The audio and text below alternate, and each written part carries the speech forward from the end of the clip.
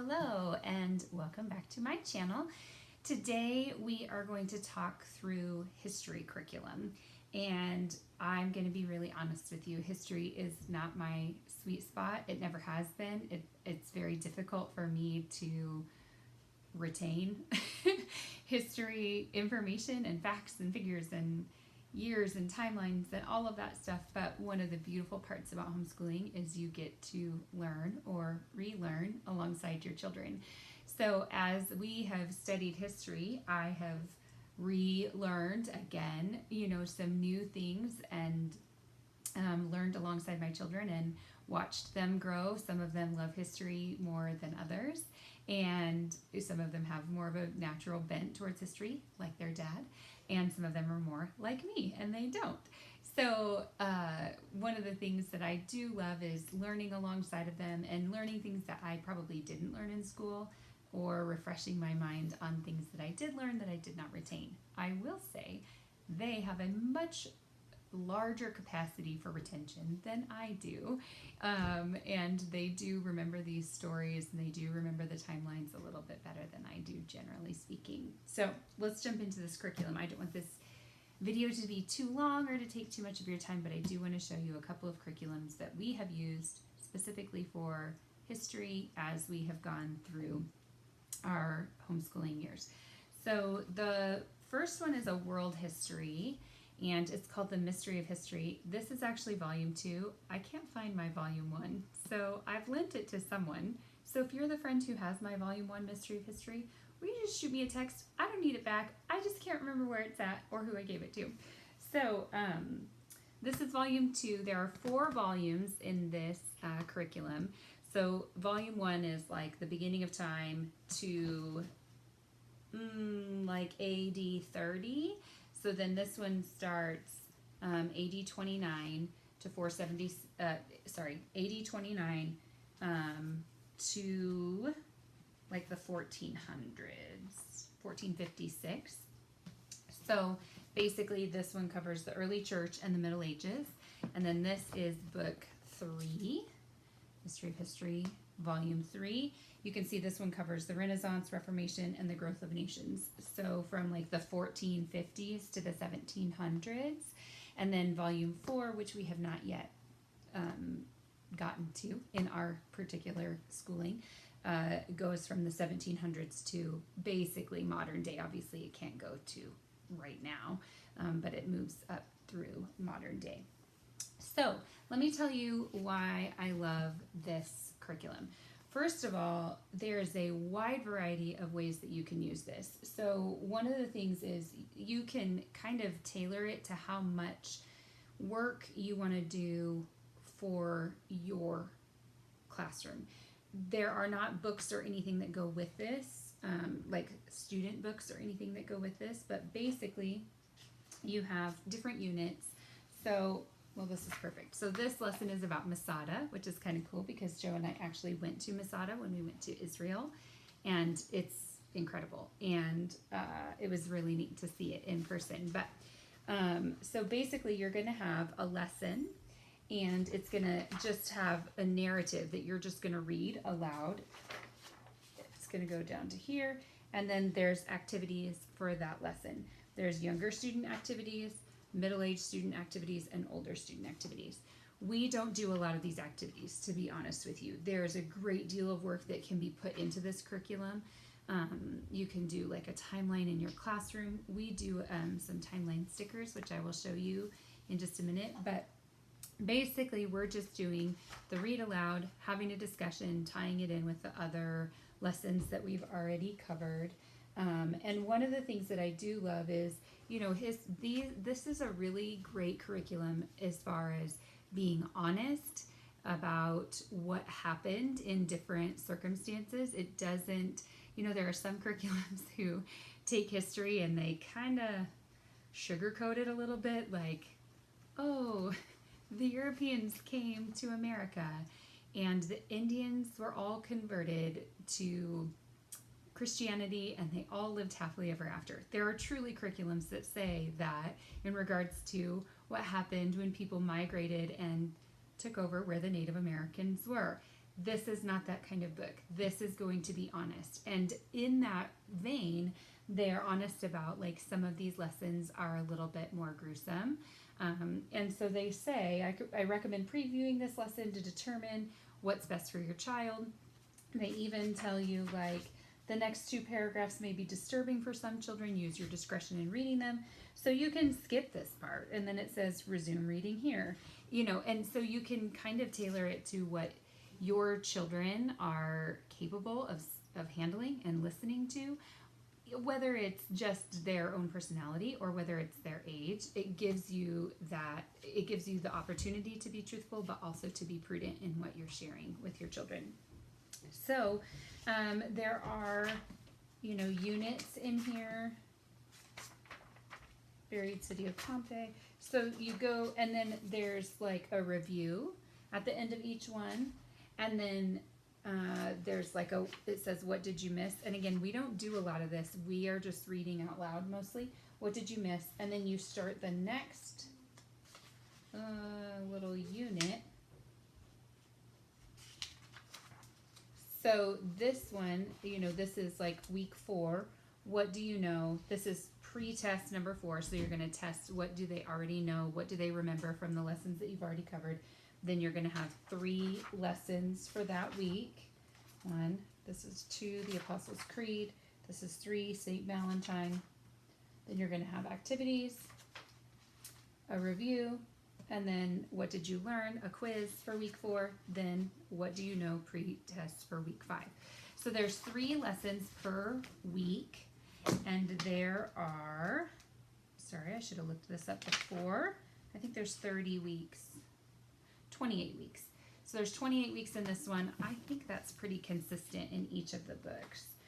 So you have 3 lessons, which means, you know, you can do it Monday, Wednesday, Friday, whatever works best for your schedule personally, as you're filling out your week. Yeah, 28 weeks. So you have 3 lessons per week, 28 weeks to make it through one book in 1 year, 1 school year.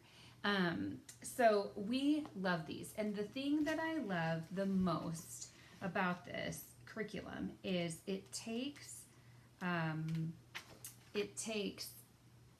secular history and biblical history and it puts them together. So you have Pentecost, and then Saul, and then Paul's missionary journeys, and then Nero. Now, Nero is talked about in the Bible, but that is like the secular history part.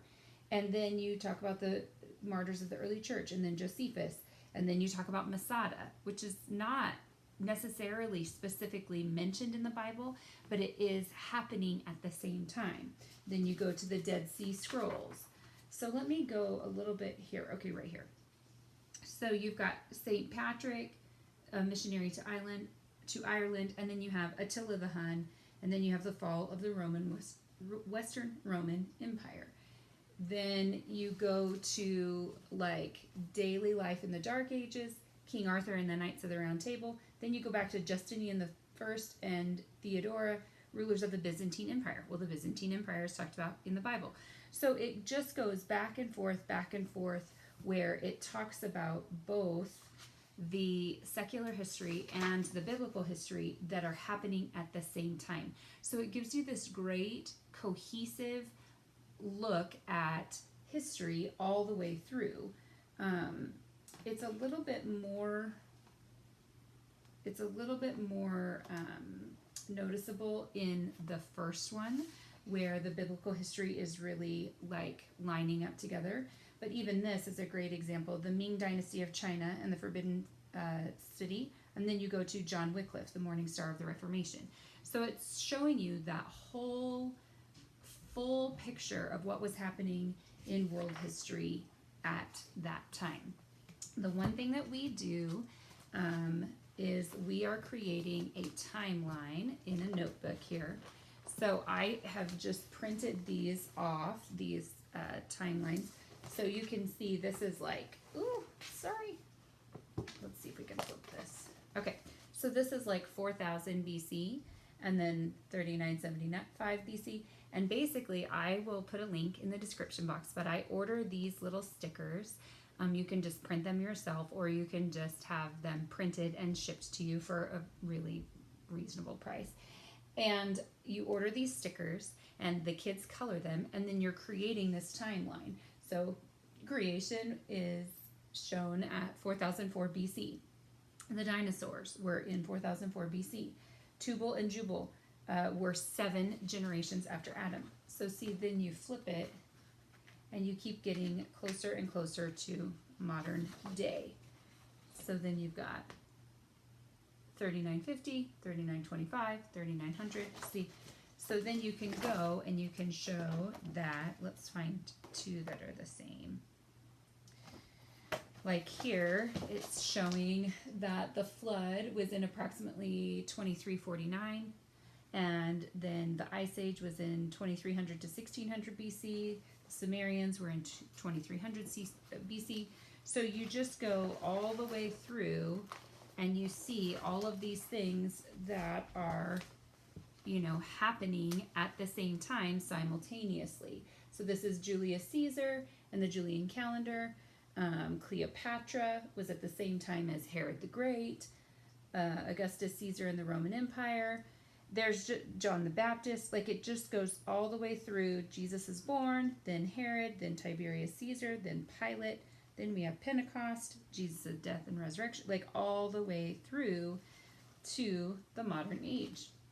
So this has been helpful for my kids, partly because they can color while I'm listening, or while they're listening, while I'm reading, and because it gives them this more complete picture of how the history of the world goes through. So this is the world history curriculum that we use. As for American history, we tried a new one last year, and so we're halfway through. This one is by Knotgrass Publishing. It's called America the Beautiful. This is book 1, which we did last year. This is heavy. This is book 2, which we have started this year. So it's going to take us 2 years to get through this. We could have done it faster, but we're doing the Mystery of History and American History at the same time. I'm not sure I would actually suggest doing that, but that's what we're doing this year, and last year. So basically this one does have student books that go with it. I have not used them, but I have heard from friends that they are very good. They're very beneficial and helpful.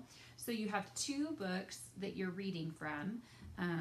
And then this is like a bonus, kind of a extra book that goes along with it. It's called We the People, and it's words from the makers of American history. So basically what it is you will read a lesson like this right here. We read about Niagara Falls, and we read about people going over Niagara Falls in barrels. And so then this was the article that appeared in the St. Paul, Minnesota Globe newspaper the day after Annie Edson Taylor went over Niagara Falls in a barrel as a publicity stunt. So it shows that article from the next day, the paper, and then you can read that, and it kind of connects. So this is just like an extra book that has the, kind of, it ties things in from the story that you're reading.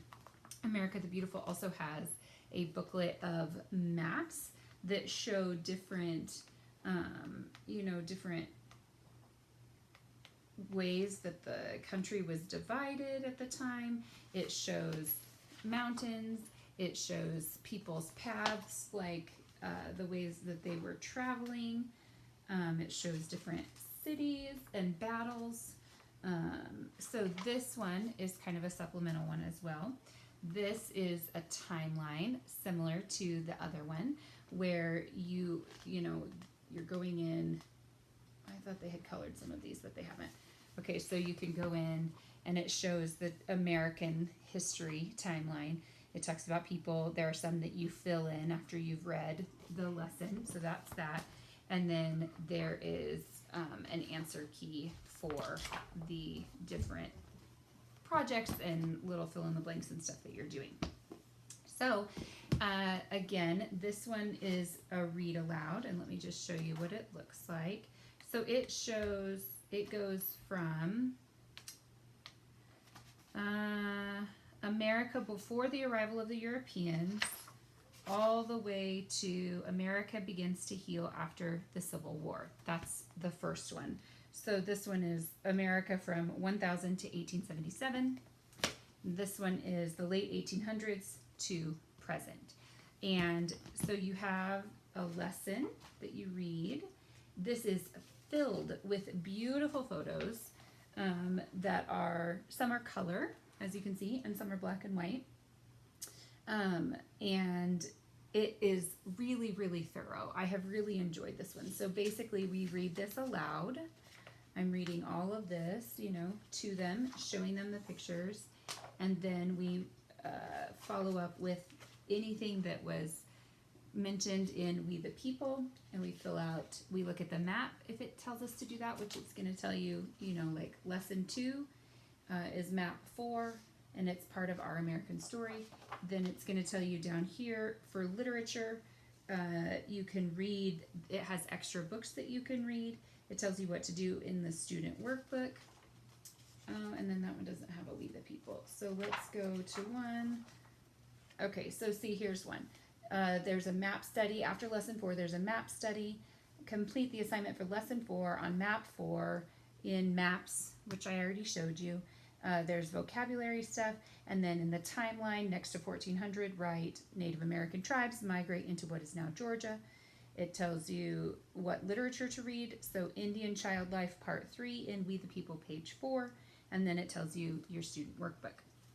So this one, you know, we do 2 to 3 times a week.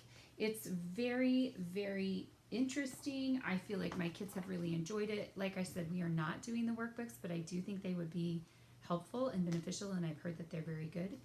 So those are the 2 that we are using. America the Beautiful by Not Grass Publishing and The Mystery of History. And that is what we use for our history curriculum to try to create this cohesive concept of world history and American history, you know, kind of side by side. There are lots of different history curriculums. I'm not saying that these are the be-all, end-all, but they have been very good for us to be able to read aloud and have discussions with them. So if you have any questions about history curriculum or specific questions about how we use this, please drop comments in the box below, and I'll see you next time.